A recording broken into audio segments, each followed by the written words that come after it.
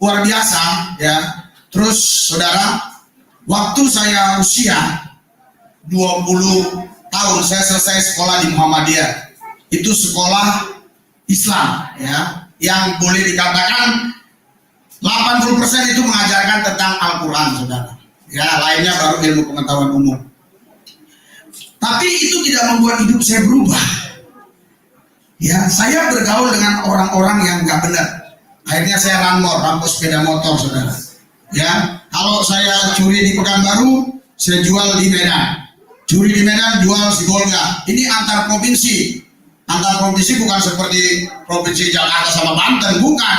Ini jauh, saudara. Bisa 3 hari 3 malam, 2 hari 2 malam itu sepeda motor itu baru nyampe ke tempat tujuan. Kalau curi Pekanbaru sampai ke Medan itu bisa 2 hari 2 malam, 3 hari 3 malam. Ya, yang beli tentara. Karena waktu itu tentara itu, saudara, punya kuasa yang luar biasa. Jadi polisi-polisi nggak berani ya tanya-tanya surat-surat. Jadi sepintar-pintar supaya lompat, sekali-kali ketangkap saya dihukum, saudara, waktu itu setahun 10 bulan di penjara Labuan Rumput Asahan. Bebas, saya diusir orang tua saya. Orang tua saya bilang, daripada polisi nanti cari-cari kamu pergi saja dari tempat itu. Saudara, saya ke Jakarta. Di Jakarta cari kerjaan sana sini nggak dapat. Akhirnya tahun 1988 Citraland belum ada, Taman Anggrek belum ada, Terminal Grogol belum begitu, belum ada jembatan layang. Dekat situ ada Pakter, ya jual minuman keras. Ya, kalau kita kan tadi minum yang cair wajar, tapi mereka orang-orang yang luar biasa, bukan orang biasa, karena yang keras kan bisa diminum. Biasanya yang keras itu harus dipunya, tapi ini bisa diminum, luar biasa. Saya harap Anda cerdas, amin. Haleluya. Karena ada 3 orang nonton stand up komedi, saudara ya. Wah, yang 2 orang ketawa, yang satu diam. Selesai stand up komedi 1 jam, yang diam tadi ketawa sendiri. Kenapa? Lucu. Mitra mikir ya. Ya, pintar dengan cerdas beda, saudara. Ya, jadi saya minum segelas tambah darah, 2 gelas naik darah, 3 gelas marah-marah, 4 gelas tumpah darah ya. 5 gelas bisa masuk penjara, saudara. Ya, saya bilang sama seseorang ya, saya bilang saya udah lama di sini 3 minggu, udah nggak dapat kerjaan, makan sulit. Kamu mau cari duit atau cari kerja? Saya bilang saya mau cari duit. Ya, saya diajari bagaimana nodong. Ya, di mobil-mobil pribadi maupun di bajai. Saya pikir untuk hal seperti ini hal wajar, karena di sana juga saya sudah punya nyali ya, sudah punya keberanian yang seperti itu. Jadi saudara, singkat ceritanya, rampok sana sini ini masih kelas jalanan ya. Ketangkap, masuk penjara, ketangkap, masuk penjara. Akhirnya semakin banyak masuk penjara, semakin jahat. Maksudnya levelnya lebih naik lagi. Kenapa? Di penjara itu bagaikan kuliah, saudara. Jadi kita tanya, kau perkara apa? 363, kau 362, 365, kau 378, kau ini bagaimana? Kenapa bisa ketangkap? Oh, kita bahas lagi. Bagaimana kalau nanti keluar, kita jangan sampai ketangkap. Begitu. Jadi kuliahnya di dalam, saudara. Jadi orang masuk penjara itu makin berubah ya. Mereka menjadi penghuni neraka yang menyala-nyala. Jadi ini kalau ada orang yang percaya bahwa Yesus pernah dipanggil dengan sebutan Immanuel, berarti dia adalah segolongan dengan setan. Orang waras mana yang mau percaya? Orang sehat mana yang mau percaya? Coba, orang yang tidak gila mana yang mau percaya bahwa Yesus pernah dipanggil Immanuel? Hanya orang sinting yang otaknya cuma cuil yang mau percaya itu. Yang memanggil Yesus itu Immanuel itu setan katanya. Dari setan katanya. Haleluya. Iya, itulah ya kan namanya penghujat ya, seperti itu ya. Penghujat. Kita Assalamualaikum warahmatullahi wabarakatuh. Berjumpa lagi dengan Jadid HMC ya, channel yang mengedukasi dan menghibur. Kita ketahui bersama bahwa Polycardus ini sedang resah lantaran satu persatu Polycardus terciduk ya teman-teman. Ini membuat mereka tuh benar-benar ngamuk, benar-benar depresi melihat kondisi di 2024 ini. Jadi segala cara mereka lakukan untuk kembali membangkitkan semangat laskar-laskar Polycardus ini. Dan salah satu yang harus mereka lakukan adalah menangkap salah satu dari tokoh muslim yang mereka anggap itu bisa mengobati rasa kesal Ya, rasa geram, rasa depresi dari para Polycarpus dan laskarnya. Dan tentu saja yang ditargetkan adalah nama-nama beken ya. Contohnya Ustadz Kainama, Kodondi, dan Bang Zuma. Ya, Bang Zuma menjadi target paling utama dari para Polycarpus ini untuk dilenyapkan. Karena kita tahu Bang Zuma dianggap sebagai panglima, ya, panglima dari para mujahidin dalam debat dan diskusi lintas iman yang ada di medsos. Tentu saja agenda melenyapkan Bang Zuma dianggap sebagai prioritas utama. Apapun caranya, berapapun biayanya, Bang Zuma wajib dilenyapkan. Dan di sini teman-teman bisa melihat bagaimana Risuli Lubis memprovokasi orang-orang yang ada di jalan, orang-orang yang dia sebut sebagai jemaat gereja tanpa tembok untuk menguliti Bang Zuma. Jadi mereka berencana untuk mengkuliti Bang Zuma. Ngeri ya, Bang Zuma mau dikuliti sama mereka. Ini seperti ular gitu mungkin ya, mau dikuliti, diambil kulitnya, dilepasin mungkin ya. Kalian bisa lihat, ini adalah niat dari pendeta mantan maling motor ini. Ustadz ini dikuliti oleh gereja tanpa tembok, ya. Nih, gereja tanpa tembok siap untuk kuliti Ustadz yang mengatakan Immanuel itu setan. Ya. Jadi kalian bisa lihat, ini channelnya Risuli Lubis, dia perdengarkan video Bang Zuma, ya, dia perdengarkan video Bang Zuma, terus dia provokasi orang-orang ini, ya, padahal gara-gara dikasih duit, ini lihat nih, ada amplop-amplopnya, ya, ada uang yang diberikan. Jadi sengaja Risuli Lubis ini memprovokasi orang-orang yang ada di sana untuk membenci Bang Zuma, dan kalau ketemu Bang Zuma ya kalau bisa dikuliti kan gitu kan. Ini Bang Zuma harus kita kuliti gitu. Nah, ini contoh nih ya. Nah, kasih duit, kasih mereka. Nah, ambil nih duit ya. Jadi semua orang-orang ini diberikan uang sama Risuli Lubis agar bisa menjadi laskar Polycarpus. Ya, mereka ini diprovokasi agar mau menjadi laskar Polycarpus, teman-teman. Karena kita tahu orang-orang yang seperti ini ya, kita bilang gelandangan. Ya, orang-orang gelandangan ini kan istilahnya ya butuh kerja. Butuh kerjaan gitu kan.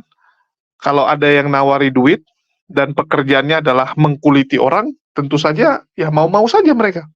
Mau-mau saja, apalagi diprovokasi, dibilang ini ya, ini musuh besar agama kita. Ini kita sedang membela Tuhan kita. Ya. Yang kita lakukan ini adalah perang suci, perang salib kan begitu.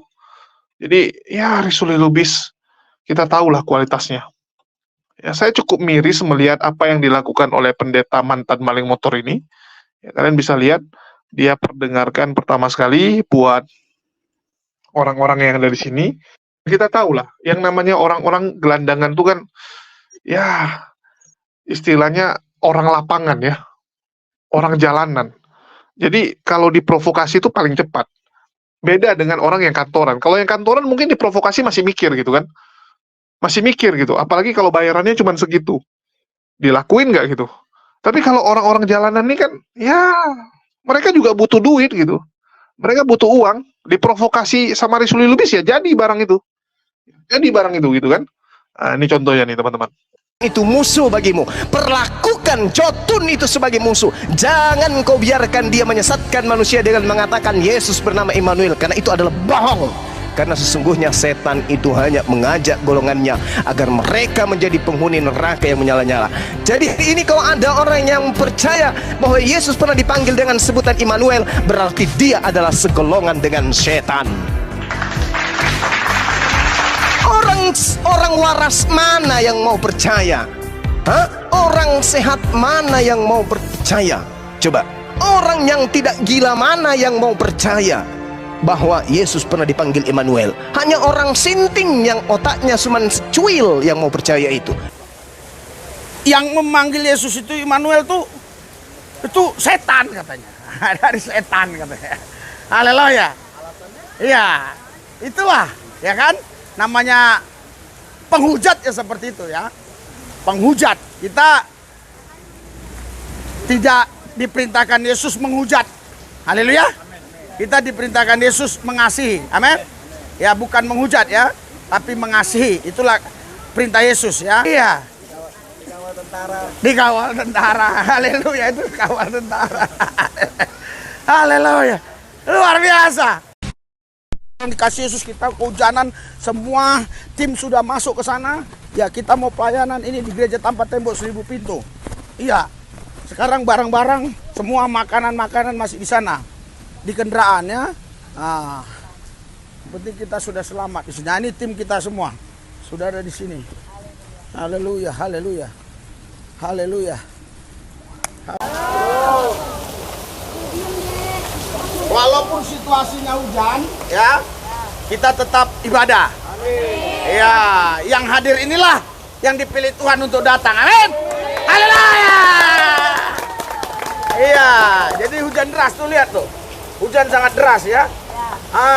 Biar saudara-saudari kita tahu hujan deras, tapi kita tetap ibadah jalan. Amin. Iya. Iya, untuk kasih berkat dia. Makanya, iya. Jadi ini bibit ya, bibit. Dari sini nanti bisa langsung aja saya kasih ya. Siapa tahu lupa. Ini Bu, sini Bu. Ya, kita sekarang khotbahnya ini rileks. Sini. Namanya Mama Esther. Apa? Mama Esther. Sini Bu, Bu. Sini Bu. Bu ya. Kalau susu segini Bu, cukup seminggu nggak Bu? 5 hari Pak. 5 hari ya? Nanti bergilir Bu ya. Ya, jadi karena yang lain nggak datang kan? Jadi besok Ibu dapat lagi. Berikan sorak-sorai buat Tuhan. Habis kayaknya ini. Habis, kayaknya habis. Ya. Oh. Masih ada. Oh, tapi ada 2, tapi 2 untuk parkir, orang-orang parkir lah.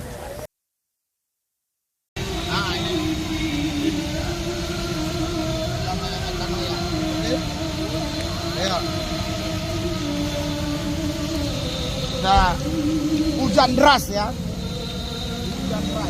Tapi kita layani jiwa-jiwa. Tuh, mana? Ya.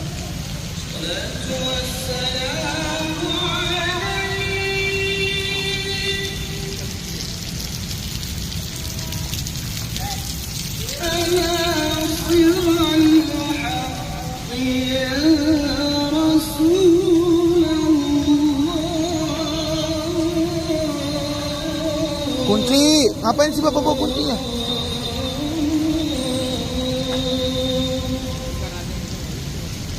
Hah?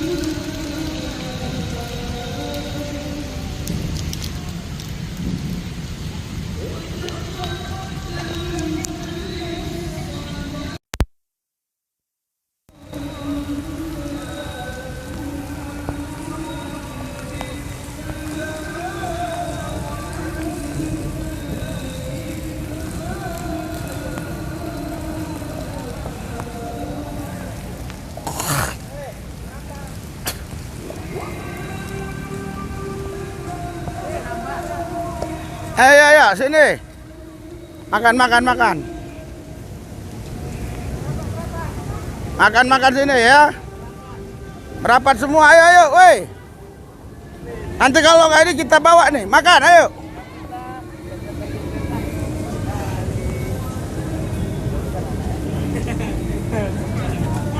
Ya, bagi aja ya, bagi biar.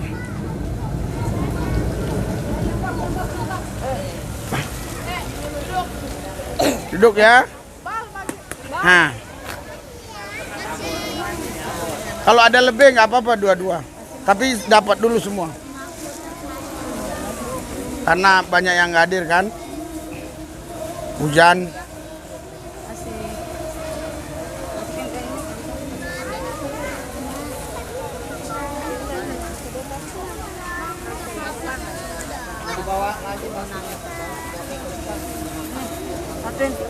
Atuin nanti berat.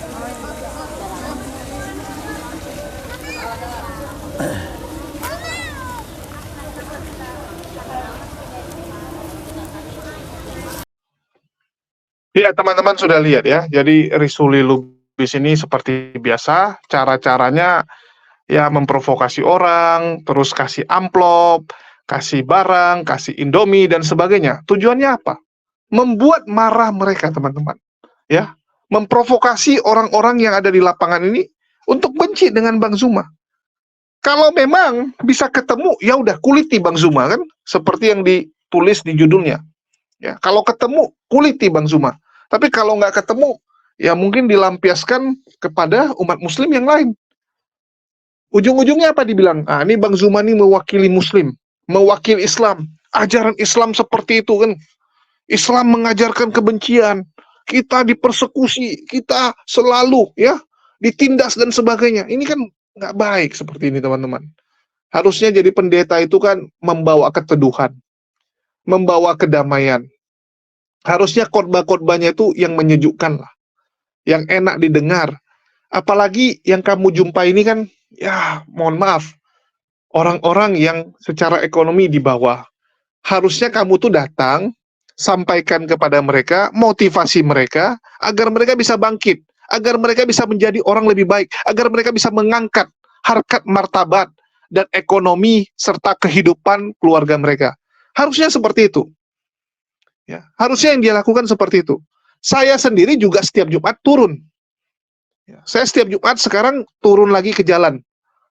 Tahun 2023 kita turun terus, tapi gara-gara kasus yang menimpa saya, terpaksa saya stop. Ya, terpaksa saya stop, saya harus fokus dengan kasus saya. Tetapi saya pikir sambil jalan kasus saya, ya sudahlah kita kembali. Karena alangkah ruginya ya, kita diberikan kesempatan oleh Allah untuk mengumpulkan pahala sebanyak mungkin, malah kita habiskan waktu kita untuk merenungi, untuk bergumul dengan masalah kita. Ngapain? Ngapain gitu? Karena masalah kita juga nggak akan selesai. Dengan kita ratapi, ya, dengan kita pikirkan, masalah itu juga nggak akan selesai. Jadi mending waktu yang saya miliki saya gunakan untuk menjadi berkat, untuk mengumpulkan pahala sebanyak mungkin. Karena kita nggak tahu umur kita sampai kapan ya. Saya nggak tahu masalah saya kapan selesai, karena memang Polikarpus kan tarik panjang. Mereka gunakan segala sumber daya mereka, ya. Mereka gunakan kekuatan mereka untuk memperlama kasus ini. Karena memang harusnya sudah ada putusan. Tapi karena memang nggak bisa, deadlock, ya, terbukti bahwa saya tidak bersalah sampai detik ini, tapi dipaksakan. Dipaksakan sama mereka, dengan segala cara mereka. Kalau saya ratapi terus, saya rugi. Saya nggak tahu umur saya sampai kapan ya. Bisa jadi tahun ini, tahun depan, kapan gitu. Jadi ya sudahlah, kita jalan lagi. Tetapi inilah bedanya. Ya, inilah bedanya kita dengan Risuli Lubis and Team. Saya sama Bang Aang dan teman-teman yang lain ya, kalau turun ke jalan, fokus utama kita adalah mental mereka. Bagaimana kita meyakinkan mereka bahwa Allah sayang sama kalian. Bahwa semua orang itu diberikan rezeki masing-masing oleh Allah. Dan jangan takut. Kalau kalian berikhtiar, kalian lakukan ikhtiar kalian, minta kepada Allah, maka saya yakin,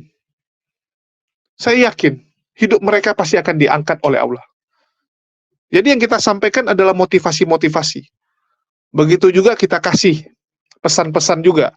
Jangan gara-gara kondisi kalian, ya, terus ada tim dari sebelah, ya, seperti Risuli Lubis ini, menawarkan supaya kalian menjual akidah, terus kalian jual. Jangan sampai. Sangat rugi ya, seorang muslim menjual akidahnya, menjual agamanya, hanya demi uang yang tak seberapa. Kita bukan Yudas, kita nggak punya track record seperti itu. Jangan jadi pengkhianat. Iman itu luar biasa mahalnya, teman-teman. Bahkan bisa dibilang lebih bagus kita hidup miskin, ya, bahkan mungkin mati kelaparan daripada menjual iman kita. Itu yang kita sampaikan kepada saudara-saudara kita di luar sana. Kita nggak pernah ya tunjukkan, kalian tahu nggak, ada yang namanya kiamat, ada yang namanya Sofiatul, ada yang namanya Vergudok. Mereka kerjanya menghujat. Inilah ajaran Kristen. Ya, ajaran Kristen itu seperti itu, menghujat kita terus. Ini kan nggak benar kalau kita lakukan seperti itu. Mereka ini yang dibutuhkan adalah solusi. Yang dibutuhkan adalah motivasi. Bukan malah kalian provokasi-provokasi. Inilah saya bilang, Risuli Lubis ini kelewatan. Kelewatan sekali. Bukannya mencerdaskan, bukannya memberikan solusi, malah memprovokasi. Memprovokasi, menebarkan kebencian, membuat mereka ini berpikir agama Islam adalah agama yang nggak benar. Ini kan jahat sekali gitu. Ya. Memang dia turun ke lapangan itu bagus.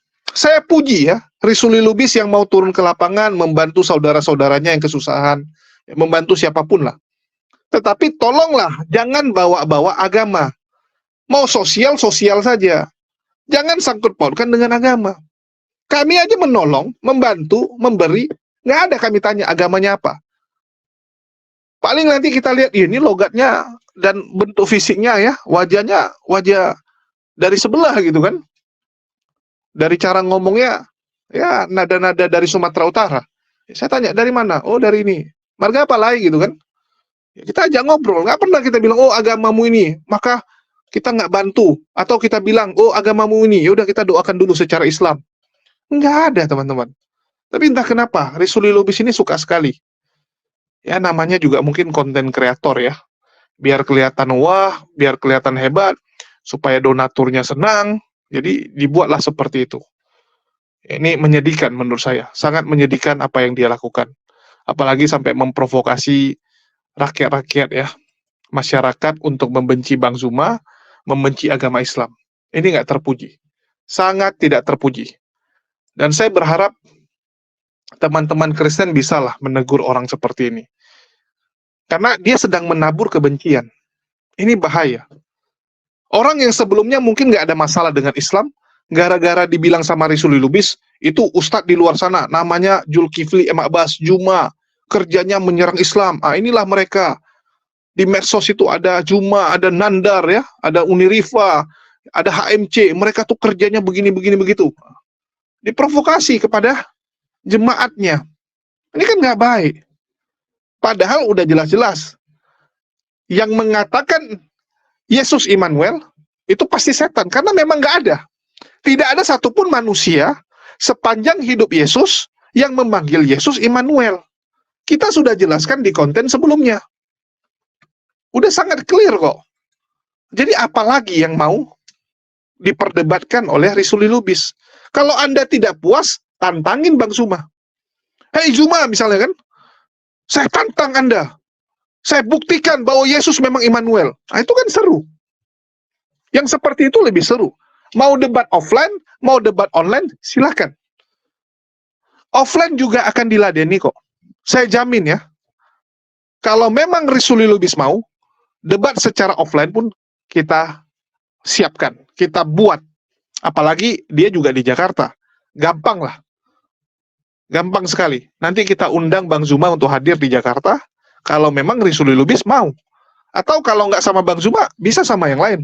Ada Ustadz Wafi, ada Unirifa. Kalau sama Kodondi, janganlah, kasihan dia. Dan Kodondi kurasa juga nggak mau ya. Levelnya cuman Risuli Lubis ini kan kita tahu lah. Bukan orang yang berpendidikan secara